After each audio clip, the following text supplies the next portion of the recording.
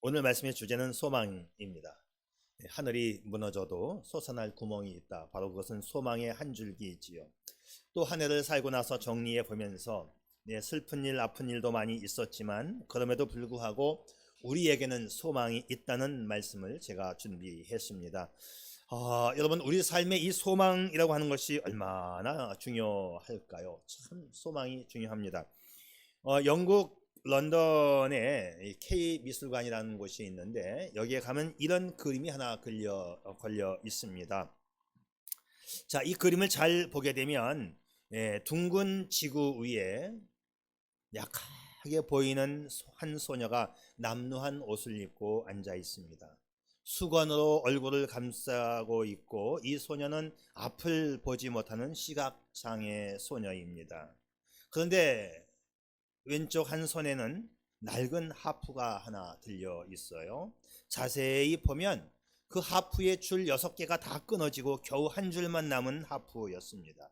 시각장애자로 앞을 보지 못하는 이 소녀는 남은 한 줄의 소망을 걸고 하프를 계속 연주하고 있습니다. 자, 이 소녀의 뒤로는 보일 듯 말 듯 희미한 작은 별 하나가 비추고 있습니다. 남루한 옷차림의 시각장애인, 한 가닥 남은 하프줄, 희미한 별빛. 그런데 이 그림의 제목이 뭔지 아세요? 소망입니다. 아직도 소망이 있다는 것이죠. 우리가 세상을 살다 보면 인맥의 줄이 끊어지고 금맥의 줄이 끊어지고 인간 관계의 줄이 끊어질 때가 있지요. 소망이 끊어진 것과 같은 처지 상황에 놓일 수가 있습니다. 그런데 그런 와중에서도 내가 하나님과 교통할 수 있는 한 가닥 줄이 있다면 그것은 희망이 아닐까요? 믿음의 성도는 오직 하나님을 향한 소망의 줄을 붙잡고 있기에 오늘도 소망이 있는 것입니다.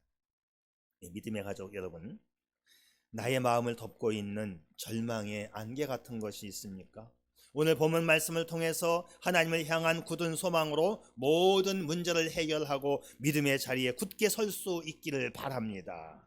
그래서 오늘 말씀의 제목은 당신에게 소망이 있어요입니다. 다니엘은 사방이 캄캄하게 막힌 그 암담한 상태에 있을 때에도 예루살렘을 향한 동쪽의 창문을 열어놓고 하루에 3번씩 하나님 앞에 무릎 꿇어 간절히 기도했습니다. 그랬더니 하나님께서는 사자굴에 던져진 다니엘을 건져주셨고 땅에서도 높여주셨습니다. 요셉의 삶도 끝을 알 수 없는 절망의 늪으로 계속 추락하는 삶의 연속이었지만 요셉의 내면 속에는 항상 하나님과 교통하는 소망의 끈이 연결되어 있었음을 확인하여 줍니다. 성경은 요셉의 삶을 한마디로 이렇게 정리해줘요. 하나님께서 요셉과 함께 하심으로, 하나님께서 요셉과 함께 하심으로, 하나님과 함께함이 소망의 근거가 되었던 것이지요. 오늘 여러분에게도 소망이 있습니다. 저는 오늘 아침에 이렇게 말씀드리고 싶어요. 당신에게 소망이 있어요? 하고 묻는 게 아니에요. 끝을 올리면 묻는 건데 당신에게 소망이 있어요. 아니, 이것보다 당신에게 소망이 있어요 라고 느낌표로 말하고 싶습니다. 물음표가 아니라 소망이 있어요? 이게 아니고 당신에게 소망이 있어요 라고 느낌표로 말하고 싶습니다. 자, 그러면 우리 한번 해볼까요? 나에겐 소망이 있어요. 우리 다 같이 시작. 나에겐 소망이 있어요. 아멘. 여러분, 인간은 음식을 먹지 않고는 40일을 살 수가 있고 물이 없이는 사흘을 견딜 수가 있고 숨을 쉬지 않고는 8분을 견딜 수 있다고 합니다. 그러나 희망이 없이는 사실상 단 1초도 버티기 힘든 겁니다. 우리가 현실을 극복하기 위해서는 소망, 이 희망이 필요해요. 인생의 어떤 악천후 속에 있다 할지라도 내가 희망만 있다면 오히려 모든 기쁨과 평안을 누리는 역동적인 삶이 우리에게는 가능한 것이지요. 소망, 이 소망이라고 하는 것은 바라고 기대하는 겁니다. 그래서 다시 일어서게 하고 현실의 폭풍우를 뚫게 하는 힘, 바로 그것이 소망이에요. 저는 이 소망이야말로 인류 역사 속에 가장 아름다운 말이라고 생각합니다. 그런데 오늘 성경은 하나님은 우리의 소망이시다 이렇게 말씀합니다. 소망의 하나님, 어떤 경우에라도 소망을 버리지 않는 분이기 때문에 하나님의 자녀인 우리에게는 그 소망이 전가되는 것입니다. 우리를 거듭나게 하사 산 소망이 있게 하시는 그분이 바로 우리의 하나님이시지요. 그러니까 인생의 진정한 소망을 가지려면 하나님을 믿어야 되는 것입니다. 하나님이 소망이시기 때문이지요. 아멘. 자, 그러면 우리가 어떻게 하면 이 소망의 하나님을 나의 하나님 삼으실 수 있을까? 매일매일 소망이 넘치는 삶을 살 수 있을까? 자, 첫째, 이것 기억하세요. 하나님은 우리의 소망이시다. 자, 오늘 성경은 하나님을 소망의 하나님이라고 표현을 해요. 소망의 하나님. 자, 하나님은 우리의 소망이십니다. 하늘의 모든 소망을 우리에게 허락하여 이루어지게 하시는 하나님이시지요. 그래서 우리의 소망은 돈이 아니야. 우리의 소망은 건강이 아닙니다. 세상의 명예나 정치가들이 우리의 소망도 아닙니다. 우리의 소망은 오직 하나님께 있음을 믿으시기를 바랍니다. 태양에서 빛이 나오듯이 하나님에게서 소망이 나오는 거예요.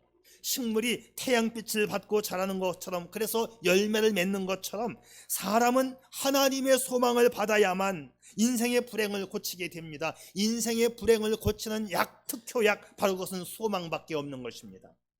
오늘 하나님 말씀은 하나님께서 소망의 하나님이심을 강조합니다. 하나님께서 소망의 하나님이시라는 말씀은 그 하나님을 믿는 자에게 소망을 주시는 분이시다, 이 말씀이지요. 내게 그 소망의 하나님을 믿는 믿음이 있다면 이 소망은 내 것이 됨을 믿으시기를 바랍니다. 미국 땅에 처음으로 이민을 시도했던 영국의 청교도들 이야기를 우리가 알고 있죠. 네, 청교도 아주 깨끗한 무리들이다, 이런 뜻인데, 이들이 그 추수감사절이 되면 식탁 위에 옥수수 5개를 올려놓는 전통이 있습니다. 그 영국에서 그 메이플라워라고 하는 그 배, 그 5월의 꽃이라고 하는 이 배를 타고 이제 영국에서 미국으로 건너왔어요. 첫 해에 첫 겨울을 나는데 먹을 것이 없어서 한 사람당 옥수수 5개가 하루에 식량으로 배급되었어요. 그 첫 해 겨울을 나면서 추위와 영양실조로 절반이 죽었습니다. 이듬해 봄이 되어서 다시 이 배가 영국으로 이제 가게 되는데, 선장이 그 이민자들에게 물었어요. 지금이라도 다시 영국으로 돌아갈 사람은 이 배에 타십시오. 무료로 태워주겠습니다. 그러나 아무도 본국으로 돌아갈 사람은 없었습니다. 그들은 신앙의 자유를 찾아서 미국 땅에 온 사람들 아닙니까? 이 땅에서 마음껏 소망의 하나님을 섬기며 살고 싶은 것이 이들의 꿈이었기 때문이지요. 또 하나님이 도와주실 것을 그들은 믿었습니다. 그들은 황무지를 개간하여 부유하고 자유로운 나라, 오늘의 미국을 만든 것입니다. 그 소망의 하나님은 어떤 하나님이실까? 우리가 성경을 보게 되면 하나님의 이름이 참 다양하게 나옵니다. 한 15가지가 나와요. 뭐 엘로힘, 엘샤다이, 아도나이, 여호와 니시, 여호와 샬롬. 하나님의 이름이 참 다양한데 그 중에 여호와 샴마라고 하는 이름이 있어요. 이 뜻은 하나님이 거기 계시다, 이런 뜻입니다. 이 말은 이스라엘 백성들이 이국 말리 타양 땅 바벨론의 포로가 되어서 끌려가 있을 때에 사용했던 말이에요. 한많은 노예 생활, 고생을 한다 할지라도 하나님은 여기에도 계십니다. 그래서 여호와 샴마의 노래를 불렀던 것이지요. 사랑하는 여러분, 모든 것이 어둡게 느껴지고 희망 없어 보일 때, 버림받아 사람에게서 내가 잊혀진 것처럼 느껴질 때, 여러분, 그때 내가 다 해봤는데 안 된다, 그때 우리는 소망의 하나님을 바라볼 수 있기를 바랍니다. 주님은 여전히 말씀하십니다. 나는 여전히 너와 함께하며 너를 돌보고 있느니라. 아멘. 이스라엘 백성들이 바벨론의 포로로 끌려가서 큰 어려움과 불투명한 앞날에 대해서 많이 두려워하고 걱정하고 있을 때 하나님이 이렇게 말씀하셨죠. 두려워 말라, 내가 너와 함께하며 놀라지 말라, 나는 네 하나님이 됨이니라. 내가 너를 굳세게 하리라. 참으로 너를 도와주리라. 참으로 나의 의로운 오른손으로 너를 붙들리라. 아멘. 자, 하나님은 우리의 소망이십니다. 하나님 자체가 우리 인생의 전부가 되는 거예요. 인생의 확실성은 소망의 하나님께서 나를 결코 떠나지 않는다는 것입니다. 내가 혼자라고 느껴지고 내가 외롭다고 느껴지고 나에게 더 이상 가망이 없다고 느껴질 때에도 하나님은 여전히 나와 함께 하시는, 여기에도 함께 하시는 임마누엘 여호와 샴마의 하나님이심을 믿을 수 있기를 축복합니다. 어떤 시인은 이런 소박한 시로 하나님의 돌보심에 대해서 확실한 찬양을 하고 있는데요, 이런 시입니다. 어제는 하나님이 나를 도우셨고 오늘도 그분은 도우실 것이라. 이것이 얼마나 지속될 것인가. 영원하리니 그의 이름을 찬양하리로다. 오늘도 내일도 모레도 여전히 하나님이 나를 돌보아 주심을 믿으시기 바랍니다. 내가 믿고 또 의지함은 내 모든 형편 아시는 주님, 늘 돌보아 주실 것을 나는 확실히 아네. 그렇습니다. 나의 모든 것을 아시는 하나님은 어제도 오늘도 나를 도와주실 거예요. 여러분, 이 믿음의 소망을 붙잡을 수 있기를 바랍니다. 인생을 멋지게 살고 싶고 또다시 출발하고 싶다면 이 소망의 하나님을 반드시 붙잡아야 합니다. 하나님을 믿는다는 것은 소망의 하나님과 인생 계약을 체결하는 거예요. 행복우산을 하나님과 함께 쓰는 것입니다. 하나님이 약속하신 것을 내 것으로 만드는 것, 바로 그것이 기독교 신앙 아닙니까? 자, 그러기 위해서 믿음에 굳게 서서 어둠 속에서도 빛을 바라보면서 소망의 하나님을 붙잡고 살아가시기를 축복합니다. 자, 그래서 두 번째 우리가 기억할 것은 이 소망의 하나님은, 그리고 하나님의 이 소망은 믿음 안에서 이루어진다는 거예요. 우리가 소망의 하나님을 믿으면 그 소망은 우리 것이 된다는 말씀이죠. 자, 그런데 그 소망을 현실화하는 것이 바로 믿음이라는 사실을 우리가 기억해야 돼요. 하나님이 소망의 하나님이시지만 그 소망을 내 것으로 만들 수 있는 방편이 뭐냐? 바로 그것이 믿음이에요. 성경은 오늘 말씀하십니다. 믿음 안에서 너희에게 충만하게 하사. 이 소망은 믿음 안에서만이 충만히 나에게 임하여지는 거예요. 그래서 이 소망을 받아들이는 통로는 다름 아닌 믿음이에요. 믿음 안에서 너희에게 충만하게 하사. 믿음이 없으면 소망의 하나님, 그 소망은 내 것이 될 수 없어요. 세상엔 소망을 상실한 사람들이 참 많더라고요. 우리가 뉴스를 통해서 보게 되면 살기 어렵다고 인생을 포기하는 사람도 많고, 인기가 떨어졌다고 자살하는 사람도 있고, 성적이 부진하다고 아파트에서 뛰어내리는 학생도 있고, 부채를 갚지 못해서 딸이 아파트에서 뛰어내리니까 딸의 그 뒤를 따라서 또 따라 내리는 아버지가 있고, 야, 이런 일, 이게 왜 그러느냐? 소망이 없기 때문이지요. 믿음하고 소망은 같이 가는 겁니다. 우리는 믿음이 있기 때문에 이 믿음으로 소망의 하나님을 바라보고 소망의 하나님을 붙잡는 것입니다. 인간은 하나님이 부르실 때까지 고통스러워도 살아야 됩니다. 짐이 무거워도 몸이 살기를 포기해서는 안 됩니다. 성적이 올라가지 않아도 살아야 되고, 시련을 당했어도 살아야 하고, 사업에 실패해서도 끝까지 살아야 합니다. 왜? 믿음을 가지고 살면 소망이 나의 소망 되기 때문이지요. 나 주의 믿음 갖고 홀로 걸어도, 나 주의 믿음 갖고 실망치 않네. 폭풍 구름 몰아치고 하늘 덮어도 나 주의 믿음 갖고 실망치 않네. 아멘. 너무 좋아요. 우리는 하나님 안에서 마침내 승리한다는 믿음이 있습니다. 어떤 절망도 우리의 이 믿음과 소망을 꺾을 수는 없는 것입니다. 사람들은 환경이 어려우면 난 이제 망했다, 그런 말을 자주 해요. 그러나 그렇지 않습니다. 하나님 안에서 절대 소망을 가지고 살아가는 사람은, 그 믿음의 사람은 절대 절망의 환경이 온다 할지라도 절대로 망하지 않습니다. 하나님이 소망이시기 때문이지요.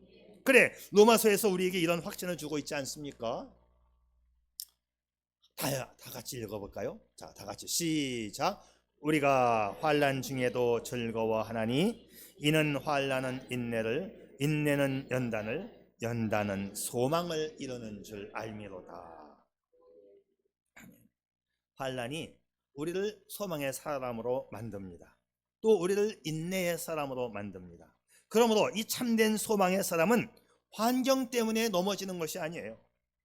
내 인생에 어떤 일이 일어난다 할지라도, 나쁜 일이건 좋은 일이건 문제되지 않습니다. 내가 하나님을 믿는다면 하나님 안에서 소망은 이루어지는 것. 다만 이 소망을 실현시킬 수 있는 이 방법이 뭐냐? 이게 믿음이라고 하는 것이죠. 하나님 말씀을 믿음에, 이 말씀을 우리의 삶의 도구로 삼아갈 수 있기를 바랍니다. 그런데 어떤 경우에 우리는 이런 질문을 던지기도 해요. 하나님, 왜 하필이면 나에게 이런 일이 일어납니까? 어째서 이런 일이 일어나야 합니까? 나 너무 힘들어요. 물론 그럴 때가 있고 그렇게 말을 할 때가 있습니다. 그러나 우리는 그때에도 내가 정말 인생의 궁지에 몰리고 정말 처절한 인생의 늪에 빠졌다 할지라도 그때에도 우리는 내 문제 뒤에 계시는 하나님의 목적을 바라보는 그 믿음이 필요한 것입니다. 자, 그러니까 이렇게 하면 되죠. 당신의 문제 뒤에 있는 하나님의 목적을 바라보시기를 바랍니다. 사랑하는 성도 여러분, 내 인생의 모든 사건 뒤에는 하나님의 목적이 작용하고 있는 거예요.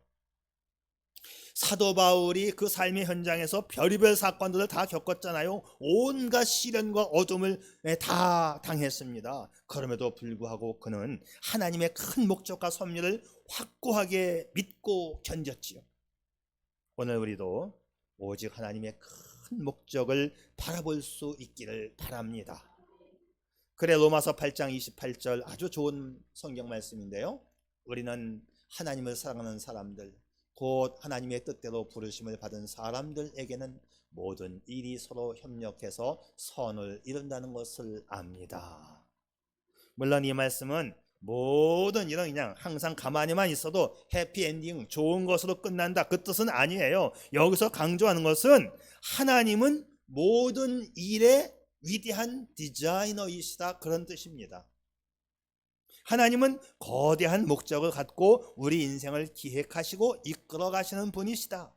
그래서 모든 소망은 하나님 안에서 이루어진다는 것이지요. 그렇기 때문에 우연이나 인생의 운명이나 인생의 팔자 같은 일은 없어요. 질병도 실패도 실직도 실수도 실연도 오류도 하나님의 목적과 손 안에 있는 것이에요. 결국 하나님은 믿는 자를 통하여 하나님은 모든 것이 합력하여 선을 이루게 하실 분이십니다. 그러니까는 우리는 마지막 순간까지도 하나님의 소망의 끈을 붙잡는 것, 이게 바로 믿음이죠. 믿음을 통하여 하나님의 소망이 내게로 전이가 되는 것입니다. 요셉이가 참 계속 곤두박질 치는 인생만 살잖아요. 조금 되는 듯 싶으면 또 감옥에 들어가고 뭐 이게 계속이에요. 그냥 어떻게 헤어나올 방법이 없었습니다. 그런데 요셉은 자신의 과거와 자신의 현실을 어떻게 해석하는가 하면 형님들이 나중에 왔을 때 그렇게 말하지요. 당신들이 나를 여기에 팔았다고 두려워하지 마세요. 형님들 걱정하지 마세요. 형님들이 나를 팔아넘긴 그 나쁜 짓을 한 것이 아니고 하나님이 먼저 알고 나를 여기에 보냈어요. 이렇게 해석하지 않습니까? 형님들이 시기 질투하고 저 미혼놈 막내놈 그냥 팔아버리자, 죽여버리자. 아유, 죽이는 건 뭐하고 그냥 팔아넘기면 목숨이라도 부지하겠지. 돈 받고 팔자. 팔아넘겼어. 시간이 많이 흘러갔고 내 동생 막내가 어떻게 됐는지 다 잊어버렸는데 그 막내가 곤두박질 치는 인생을 살더니만 결국 그 나라의 국무총리가 되는데, 형님 나라에 가뭄이 왔을 때에 형님들이 찾아왔어요. 깜짝 놀랐어요. 우리가 판 동생이 여기서 총리가 되다니. 그때 하는 말, 형님들이 나를 팔았다고 걱정하거나 두려워하지 마세요. 형님 나라에 어려움이 생길 거 미리 아시고 하나님이 나를 먼저 보낸 겁니다. 이렇게 해석을 했다 아닙니까? 요즘 여러분에게 어떤 일이 일어나고 있습니까? 어떤 안 좋은 일들이 벌어지고 있습니까? 질병이, 사고가, 실직과 실패와 자녀들의 실패, 경제 파산, 사업의 부도, 뜻밖의 우한, 재난, 고통, 무슨 일들을 여러분 만나고 있습니까? 어떤 일이든지 무슨 일을 만나든지 소망의 하나님을 믿으면 소망이 있습니다. 무슨 일을 만나든지 만사형통하리라. 그렇습니다. 그렇습니다. 아까 우리 찬양팀이 찬양한 것처럼 말이에요. 뭘 해든지 간에 하나님이 함께 하시는 거예요. 근데 사람들은 어떤 일이 일어나면 왜 이런 일이 하필이면 나한테 일어나는가 이런 생각을 먼저 해요. 그러나 우리는 잘 모르지만 믿음의 선배들도 다 똑같이 체험했던 일들이에요. 뭐 우리만 뭐 나만 그렇게 어려움 당하는 게 아니거든요. 로마서 8장 28절에서 우리가 알거니와 이렇게 시작하거든요. 우리가 알다시피 인생이라고 하는 것은 다 그렇다는 이야기지요. 우리가 알거니와. 그러니까 이런 일들은 나에게도 일어날 수 있고 너에게도 일어날 수 있고 모두에게 일어날 수 있다는 것이지요. 다 인생 그런 거 아닙니까? 하나님을 믿고 소망하면 합력하여 선을 이루는 것, 이거는 분명한 것입니다. 인생 살아보니까 별거 아니잖아요. 나만 그렇습니까? 다 똑같아요. 다 똑같아요. 다 그런 거지 뭐 다 똑같아. 인생 다 똑같아. 중요한 건 뭐냐면 그런 인생 가운데에서 하나님을 붙잡았냐 안 붙잡았냐, 이게 더 중요한 것이지 왜 나에게 이런 일이 일어나느냐. 다 일어납니다. 안 일어났으면 좋겠는데 안 일어나고 그냥 항상 고속도로를 달려가는 인생이면 그거 인생 그것도 재미없어요. 이거 왜 이럴까. 이때 잘못했는데 이것만 없으면 모두가 다 그렇습니다. 나는 잘 모를 수가 있어요. 나에게 일어나는 이 모든 사건의 원인과 이유 내가 모를 수 있습니다. 나의 실수 때문인지 하나님의 계획인지 나는 몰라요. 그러나 분명한 것은 믿음 안에 사는 사람은 합력하여 선을 이룬다는 것이죠. 나는 아직 뭐가 뭔지 잘 몰라도 나보다 먼저 인생을 경험했던 신앙의 선배들이 간증합니다. 우리가 알거니와. 인생은 다 그렇다는 거지요. 분명 하나님은 웅대한 목적을 갖고 내 인생을 이끌어 가시는 것이면은 분명하다는 사실을, 이걸 믿을 수 있기를 바랍니다. 오늘도 여전히 소망이 있으며 이 소망은 하나님 안에서 이루어짐을 믿으시기를 바랍니다. 자, 그러니 우리가 마지막으로 기억할 것이 뭐냐? 하나님 안에서 소망의 결과를 바라보면서 살아가는 거예요. 자, 그러니 믿는 사람이 얼마나 행복합니까? 하나님 안에서 소망의 결과를 바라보며 살아간다. 하나님께서 약속하신 소망의 결과는 한순간에 이루어지지 않기 때문에 결과를 확인하고 바라보면서 살아가는 거예요. 신앙의 여정 가운데서 하나님의 약속은 계속 이루어져 갑니다. 내 믿음이 충족되어진 만큼 하나님도 그 약속에 함께 하시는 것이죠. 하나님은요, 보세요. 내가 감당할 수 있을 만큼의 시험을 주신다 했어요. 그래서 내가 요걸 넘고 나면 내 믿음이 키워지죠. 내 믿음이 키워진 만큼 하나님은 또한 축복을 하시는 것입니다. 한꺼번에 왕창 축복이 주어질 걸 기대하지 말고 내 믿음이 키워진 만큼 하나님이 나를 축복하시니 오늘도 내 믿음을 키워가며 소망의 결과를 바라보면서 살아가는 것, 바로 이것이 성도의 삶입니다. 그래서 오늘도 우리는 소망의 결과를 바라보면서 믿음으로 살아가는 것이지요. 어떤 것은 내가 이 땅에서 성취하지 못하는 것도 있을 수 있어요. 그런데 사람들은 막 그냥 이 땅이 전부인 양 여기서 다 돼야 되는 것처럼 절대로 그렇게 안 돼요. 어떤 것은 천국에 가야만 해답이 풀리는 경우도 있습니다. 자, 오늘도 우리는 한 걸음 한 걸음 믿음에서 믿음으로 하나님께 우리 삶을 맡기면서 살아가는 겁니다. 그래, 우리가 어디를 놀러 갔다 오면 항상 하는 말들이 있어. 야, 오늘 너무 좋았다. 와, 오늘 좋았어. 솔직히 말해서 천국 가는 거 조금 미루고 야, 이 기분 더 느끼고 싶다. 아유, 이 말을 너무도 자주 해. 그 마음은 이해가 되지만 만일 이 땅이 전부라고 한다면 참 불행한 사람이에요. 그것보다 불행한 게 없는 거예요. 우리의 삶의 궁극적 소망은 저 하늘에 있는 거죠. 우리의 소망은 여기부터 지금부터 이루어지기를 시작해서 천국 가야 완성이 되는 겁니다. 어떤 인생의 문제는 천국 가야만 해답을 듣는 경우도 있습니다.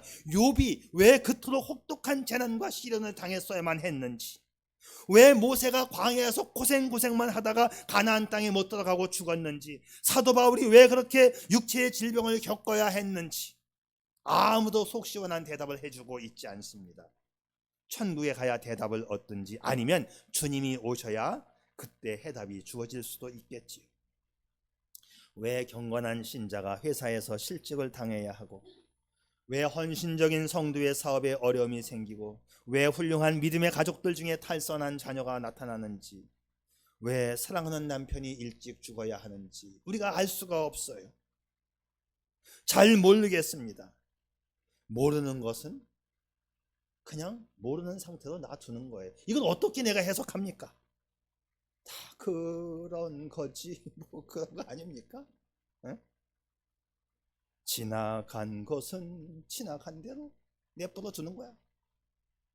그러나 주님 오시는 그날 모든 것이 밝히 드러난다고 주님 말씀하고 있습니다. 왜 하나님은 불의와 고난을 방치하시는가? 이 질문은 하나님만이 대답하실 수 있습니다. 그러므로 우리는 이 땅에서 어떤 사건이 발생한다 할지라도 두려워하거나 불안해하지 않기를 바랍니다. 믿음으로 소망을 가지고 살아가면 이 땅에서도 성취가 되지만 어떤 것들은 안 될 수도 있어요. 다만 우리에게 중요한 것은 뭐냐면 그 약속을 바라보는 믿음입니다. 이 땅을 살 때 믿음 안에서 소망의 결과를 얻는 것도 사실이에요. 믿음대로 복받는 것도 사실입니다. 그렇지만 오늘 우리는 내가 다 몰라도 다 모를 수밖에 없죠. 우리는 믿음으로 하루하루 살아가는 것입니다. 내일 일은 난 몰라요. 하루하루 살아요. 그렇습니다. 자, 그러니까 믿음 안에서 소망 가지고 살아가는 삶의 자세는 매우 중요합니다. 제 딸 예림이가 앞전에 근무했던 병원에 400kg가 넘게 나가는 뚱보 환자가 있었대요. 미국 사람들은 뭐 보통 100kg는 다 나가니까 이제 그 100kg의 4배, 400kg가 넘어가는 뚱보 환자가 있었는데, 예림이가 이 병원에 근무한 지 며칠 안 됐는데 어느 날 야 간호사 모여라 그러더래요. 야 모여라. 그래서 왜 모이는 건가? 그러다가 그 어리둥절하고 복도로 나가니까 뭐 남자 간호사들이 한 너댓 명 모이더래요. 그래서 이제 모였으니까 또 어디로 가길래 쫄래쫄래 따라가니까 넌 안 와도 돼 그러대. 아니 아까는 모이라고 해서 나와서 따라가는데 왜 또 오지 말라는 거야? 그래서 어리둥절할 거 아니에요. 뭔 소리야? 어리둥절하고 있으니까 아 넌 처음이구나? 그럼 와봐. 또 따라간 거예요. 뭔지도 모르고 따라갔습니다. 따라갔는데 어느 병실 문을 열고 들어가니까 400kg짜리 이 뚱보 환자가 딱하니 누워 있는데, 이 400kg 환자가 누워 있으니까 이게 욕창이 생기는 거야. 이게 그냥 무게가 꽉 누르고 있으니까. 그래서 4시간 간격으로 돌아 눕히지 않으면 이게 안 되는 거라. 그래서 이제 남자 간호사들, 이제 힘센 남자 친구들만 필요한 건데 예림이는 모르니까 따라가서 이걸 본 거지요. 이제 돌아 눕히는 건데 이 말이 돌아 눕히는 것이 굴리는 거지. 그냥 하도 무거우니까는 이리 한번 굴리고 이리 한번 굴리고, 이제 그러는 겁니다. 근데 이 환자를 처음 보는 순간 너무 황당하고 불쌍하고 딱하다는 생각이 드는 거지요. 근데 실제로 이 환자는 아주 표정이 밝고 자기를 이렇게 굴려주는 간호사들에게 아주 상냥하게 대하고 얼굴 표정이 너무 행복하더래요. 그리고는 남자 간호사들은 이제 굴려놨으니까 임무를 다 했으니까 야 가자 하고 또 가버리는데, 처음 본 예림이는 이게 너무 신기하고 너무 불쌍하고 이게 황당해갖고 이거 참 이게 뭐지? 처음 보는 현상이니까 그 자리를 뜨지 못하고 그냥 어리둥절하면서 환자를 쳐다보면서 뭔 말을 해야 되나 하다가 괜찮어? 힘들지? 괜찮어? 그냥 이 말밖에 할 수가 없어서 그랬답니다. 그랬더니 이 환자가 아주 괜찮다는 듯이, 아주 행복한 듯이 남이 굴려주지 않으면 움직이지도 못하는 환자인데 아주 행복한 모습을 가지고 괜찮다고 하면서 아주 의미심장한 말을 하더래요. 그래서 이제 정확하게는 받아 적진 않았기 때문에 녹음을 안 했으니까 모르는데, 이제 그때 그 했던 말을 제가 이제 받아서 제가 한번 기록을 해 봤는데 이런 말입니다. 아이고, 이 환자가 이렇게 말을 하더래요. 우리 모두는 하나님의 형상대로 만들어진 거잖아. 다만 우리 모두는 모습과 크기가 다를 뿐이야. 하나님은 목적이 있기에 이런 나를 만드셨고, 하나님은 목적이 있기에 나를 세상에 보내셨겠지. 성경에 몸은 죽고 영혼은 계속 살 것이라고 써 있는 것을 나는 믿어. 그래서 나는 나의 이 모습에 대해서 불만이 없어. 다만 내가 어떤 생각으로 사는가, 그게 더 중요하겠지. 이 말을 듣고는 또 한 번 놀란 거예요. 그냥 까무러치는 거죠. 야, 얘가 믿음이 엄청 좋은 애구나. 그러니까는 이 400kg짜리 뚱보가 딱하니 침대 2개를 합쳐놓은 거를 같이 사용하는 건데, 그래도 병원비는 똑같이 낸다고 이러니까 이상하다 그래. 한 명이니까 더 받을 수가 없는 거야. 똑같이 받는다고. 그거 참 이상해 아빠 그러더라고. 하여튼 그 환자가 이런 말을 하더라는 거예요. 하나님이 날 만드셨고 하나님이 목적이 있으니까 이렇게 하셨지. 이 몸이 중요한 게 아니고 내 영혼이 중요한 거니까 나는 오늘도 내가 어떻게 생각하고 살아가는 거, 이게 더 중요하거든. 그의 대답은 하나님 말씀에 대한 믿음이 있었고 자신에게 소망을 불어주는 말이었습니다. 그리고 그를 보는 모든 사람들에게 하나님의 목적을 분명하게 말해주고 있었던 것이지요. 우리 인생은 여기서 이렇게 쉽게 끝나는 것이 아닙니다. 내 인생의 모든 것을 하나님께 의탁하며 살아가는 것이지요. 한두 번의 실패가 내 인생의 마지막 판결이 아닙니다. 하나님은 나를 향한 최상의 목적을 이룰 때까지 여전히 나를 돌봐주시는 것입니다. 합력하여 선을 이루어 가시는 이 하나님을 향한 믿음으로 전진하시기를 바랍니다. 능력으로 보호해 주시고 천국 가는 그날까지 지켜주심을 믿으시기를 바랍니다. 천국 가는 그날까지 주여 지켜 주옵소서. 아멘. 우리는 소망이 있는 거예요. 할렐루야. 오늘 말씀 그대로 소망의 하나님께서 능력으로 소망이 차고 넘치는 축복이 여러분에게 있기를 주님의 이름으로 축복합니다. 네, 기도하시지요.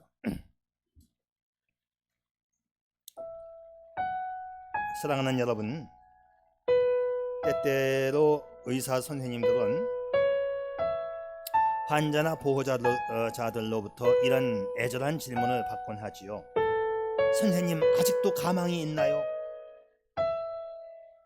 아마 사업가들도 이런 가느다란 의문을 품고 스스로 물어볼 수 있을 거예요. 아직 희망이 있을까? 어떤 부모들은 자녀들의 문제 앞에 동일한 질문을 할 겁니다. 아직도 희망이 있나? 저는 오늘 아침에 이렇게 대답드리고 싶어요. 아직도 당신에게 희망이 있어요. 하나님은 여전히 당신을 돌보고 계십니다. 하나님은 오늘도 당신의 절망의 자리에 찾아오십니다. 그 하나님 여호와 샴마이시지요. 그리고 하나님은 내 인생 여정에서 주님의 거대한 목적을 이루어가고 계십니다. 하나님의 목적은 아직 완성되지 않았습니다. 더욱이 하나님의 계획은 재앙이 아니라 번영이요 미래에 대한 희망입니다. 그러기에 오늘도 우리는 천국의 찬란한 영광을 바라보며 내가 어둠 속에 있다 할지라도 희망찬 내일을 향해 힘차게 걸어가는 당신이기를 축복합니다. 아멘. 아버지 하나님, 그렇습니다. 내가 어둠 속에 헤매일 때도 하나님은 나와 함께함을 나는 믿습니다. 그러기에 나에게는 소망이 있습니다. 오늘도 이 소망을 믿음으로 붙잡고 믿음으로 이루어내며 하나님의 소망과 함께 마지막 인생 날까지 걸어가게 해 주시옵소서. 예수님의 이름으로 기도드리옵나이다. 아멘.